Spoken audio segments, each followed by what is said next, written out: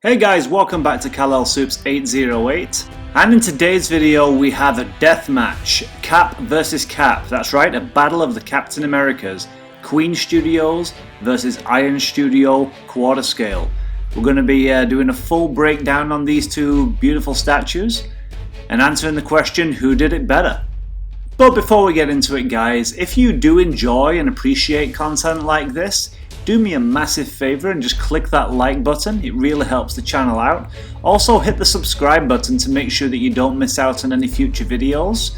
There are a lot more videos like this to come. I try to get these videos out in a relatively timely manner with as much info for you as possible. And so yeah, hit the subscribe button, it's much appreciated. And with that said guys, thank you very much and let's get into the video.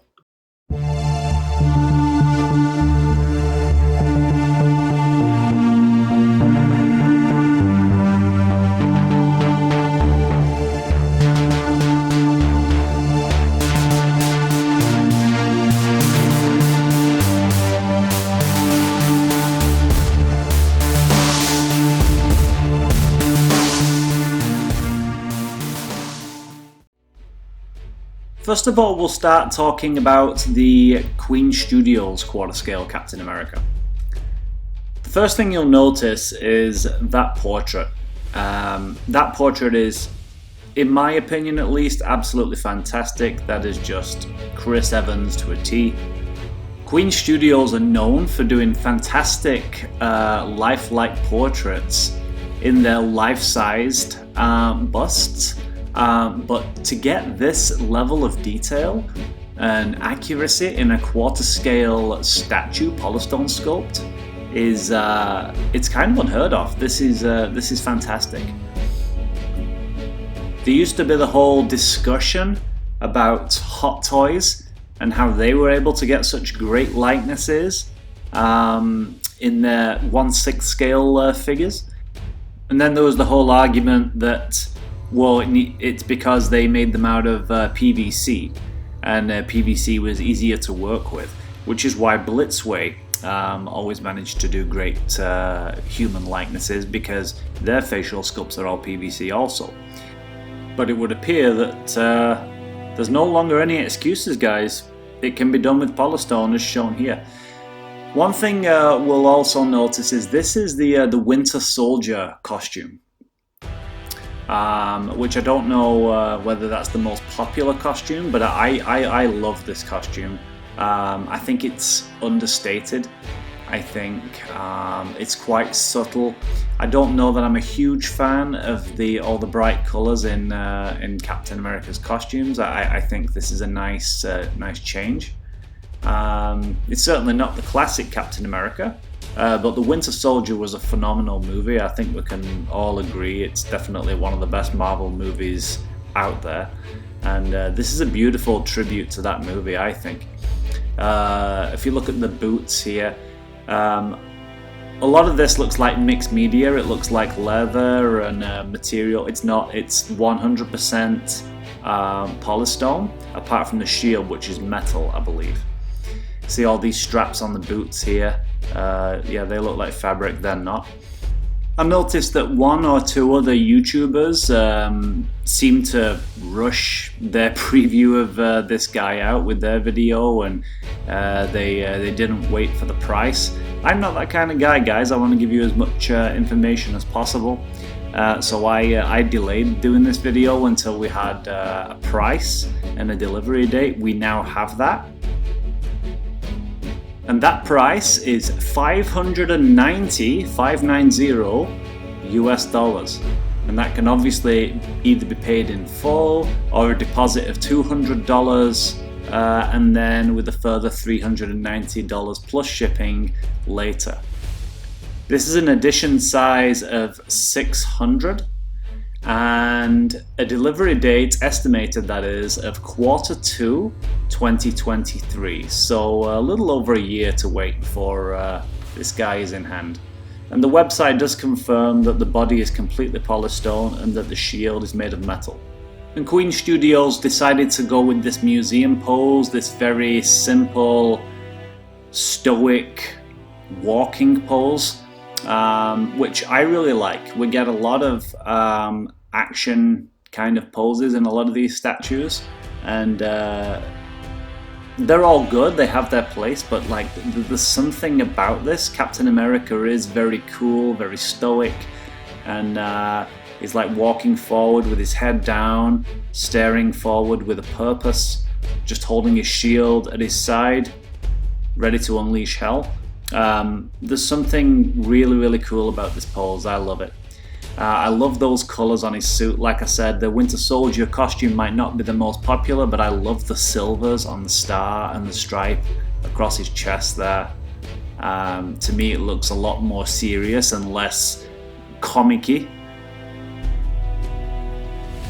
And once again, that likeness is just Chris Evans. To see that in quarter scale is phenomenal. The skin looks porous. Those eyes look glossy, they look deep, like they've got life in them. Even the chin strap there, I love how it's kind of frayed. It's got like a little bit of battle damage on it. Attention to detail that they didn't need to include, but they did. And now guys, we'll move into talking about the quarter scale Iron Studios Captain America. First thing you'll notice about this is it's a very, very different pose. It's an action pose, where he's kind of in a fighting stance on a bit more of a detailed base, on a rocky base with the Avengers logo, and he's got his shield in his left hand down there, and then he's holding Thor's hammer up in his right hand. You'll also notice he's wearing a very different costume, some of the more classic reds and whites in there, as well as the blue, which I believe is the suit that he wore in Avengers Endgame. And the first thing that this brings to mind is that iconic scene that made most nerds like me cry in Endgame, where they're in the final battle and Cap brings all the Avengers together and tells them to assemble. Fantastic scene, fantastic movie. And Iron Studios also seem to have nailed the likeness of Chris Evans here, with the nice skin tones and the depth to the eyes, and there appears to be a little bit of battle damage on his cheek there. One thing that the Iron Studios version has that the Queen Studios statue does not is this really nice switch out option. This one comes with an alternate arm and you can display either a full shield or a battle damage shield, which is a really nice little touch. But you are paying a premium, I believe, for this extra feature.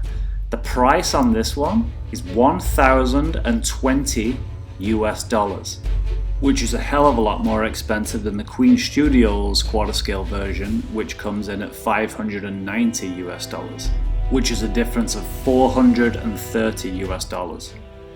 The Iron Studios Captain America is due to be shipped quite a bit earlier though. It's due to come in around October to December 2022, so a few months earlier than the Queen Studios is expected. The Iron Studio version though, I'm not sure about the edition size, there isn't one listed. Sometimes there isn't, like with my Iron Studios Punisher statue, I don't remember there being an edition size on that. And by the way guys, that Iron Studios Punisher statue that I have, I did a review of that. I'll post a card in the corner here, so feel free to check that out. After having an Iron Studios statue in hand, I can tell you that they do phenomenal work. On the Sideshow website, one difference is that the Iron Studios, it just says that the material is polystone, so I believe the shield may also be polystone, whereas on the Queen Studios one it's shown as being made of metal. So now let's have a look at these guys side by side. The portraits, I don't think there's a lot in it. I think both are looking great. Unfortunately, there aren't too many great clear pictures of the Iron Studios portrait close up. I don't know why that is, but based on these early photos, I would give the edge to the Queen Studios version. Like I've said before, they have a track record of producing phenomenal movie, real human likenesses. Now let's talk dimensions. So the Queen Studios version is 50.7 centimeters in height, 25.1 centimeters in width, and 22.8 centimeters in depth. As for the Iron Studios statue, this one is coming in at 55.9 centimeters in height, 32 centimeters in width, and 34 centimeters in depth. So as you can see, the Queen Studios version giving up a little bit to the Iron Studios in size, which is probably down to the wide stance and the height of the base. Looking at the detail on the costumes, there appears to be a little more going on with the Iron Studios version on the right. A little more in terms of coloration. There's some kind of like dirty or rusty marks on his belt and his costume there. It looks like he's been through a bit of a battle with the Iron Studios, whereas with the Queen Studios version on the left, he appears much more clean, like he's just fresh and ready for battle, and much more simplistic. So ultimately guys, what do you think? I'd be very interested to hear what your opinions are. Comment below if you have any. Personally, there isn't a great deal to choose between the two. What really does it for me though is the $430 US difference. I don't know that I would pay the extra $430 for the Iron Studio version just because he has a switch out shield and is holding Thor's hammer. But that's just me, and I guess it depends what the character means to you. It depends which movie means the most to you. If you prefer Winter Soldier to Avengers Endgame, you might want to go with the Queen Studios. If you prefer Endgame, then you might want to go with the Iron Studios. If you just want a cool Chris Evans Captain America quarter scale statue, then it might not really matter to you, in which case I would be tempted to go with the Queen Studios at the much lower price point. But that's just me. What do you think guys? Comment below. Okay guys, and with that said, thank you so much for tuning into this video. I really hope you enjoyed it. If you did, if you found any entertainment or value in this video whatsoever, please do me a massive favor and click that like button. It really helps the channel out. And also subscribe so you don't miss out on any future video. There will be lots more to come. My intention is to keep bringing you these videos on a timely manner with as much news as possible and as much info as possible. So thanks again guys, you're awesome, and I'll see you in the next video.